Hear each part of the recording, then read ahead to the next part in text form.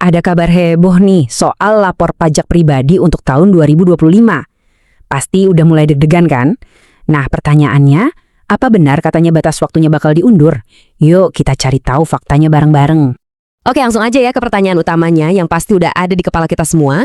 Jadi, beneran nih, lapor SPT tahun depan itu diperpanjang sebulan sampai 30 April 2026.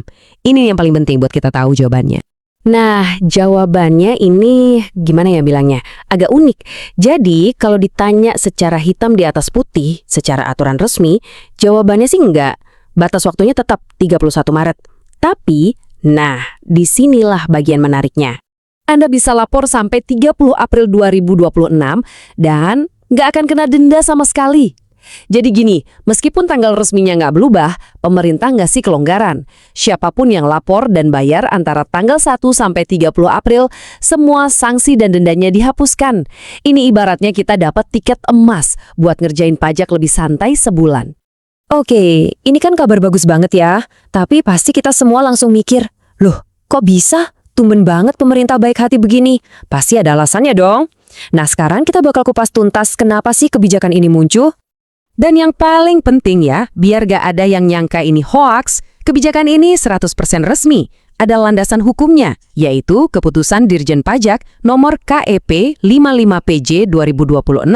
Jadi ini beneran sah, bukan sekedar rumor di grup WhatsApp keluarga. Nah ternyata, biang keladinya itu sebuah proyek raksasa. Bayangin aja, Direktorat Jenderal Pajak itu lagi turun mesin total. Mereka lagi proses pindah dari sistem administrasi yang lama ke sistem yang baru, yang jauh lebih canggih dan terintegrasi. Namanya Sistem Inti Administrasi Perpajakan. Jadi, kalau kita lihat di surat resminya, ada dua alasan utama kenapa kita dapat kelonggaran ini. Pertama, ya karena sistem baru tadi, butuh waktu adaptasi kan, baik buat petugasnya maupun buat kita. Terus yang kedua, kebetulan banget dekat-dekat deadline itu ada libur panjang Nyepi dan Idul Fitri 1447 Hijriah. Jadi, kombinasi transisi sistem dan libur nasional inilah yang jadi pertimbangannya. Oke, jadi alasannya logis banget ya. Nah, sekarang kita masuk ke bagian dagingnya nih. Apa aja sih sebenarnya yang dimaafin sama pemerintah? Keringanan bebas sanksi ini tuh meliputi apa aja? Jadi ada 3 dosa utama perpajakan yang bakal diampuni selama periode spesial ini. 1. Telat lapor SPT-nya. 2. Telat bayar pajaknya.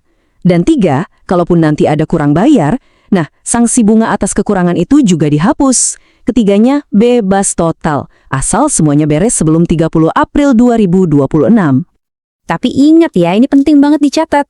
Keringanan ini cuma berlaku di jendela emas selama 1 bulan itu aja, yaitu dari 1 April sampai 30 April 2026.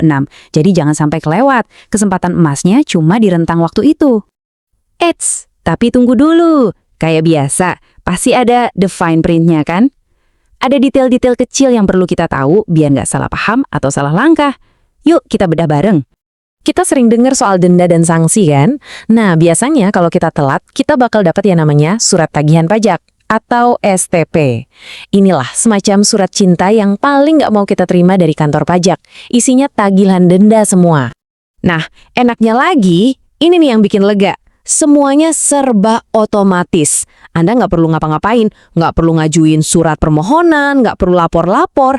Pokoknya selama Anda bayar dan lapor di bulan April itu, pemerintah nggak akan nerbitin STP buat Anda. Gampang banget kan? Terus, mungkin ada dari kalian yang mikir, gimana nih nasib saya yang selama ini udah jadi wajib pajak patuh?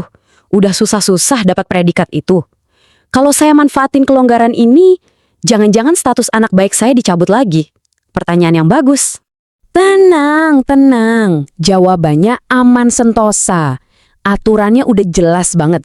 Pemerintah menjamin kalau status kepatuhan Anda nggak akan diganggu-gugat cuma gara-gara Anda lapor di bulan April.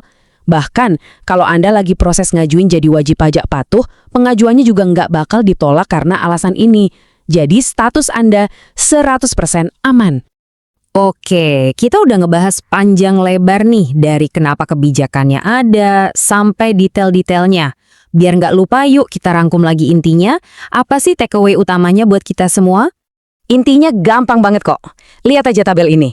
Jadi, catat di kalender Anda, tanggal wajibnya, deadline resminya, itu tetap 31 Maret 2026. Tapi, Anda punya jaring pengaman sampai 30 April 2026 buat lapor dan bayar tanpa kena denda sepeser pun. Jadi, ada 2 tanggal penting, 31 Maret dan 30 April. Simpel kan? Jadi kalau dipikir-pikir lagi, ya kebijakan ini tuh bukan cuma soal ngasih waktu tambahan sebulan. Ini tuh sebenarnya kayak jembatan yang disiapin pemerintah buat kita semua nyebrang ke era perpajakan yang baru, yang serba digital.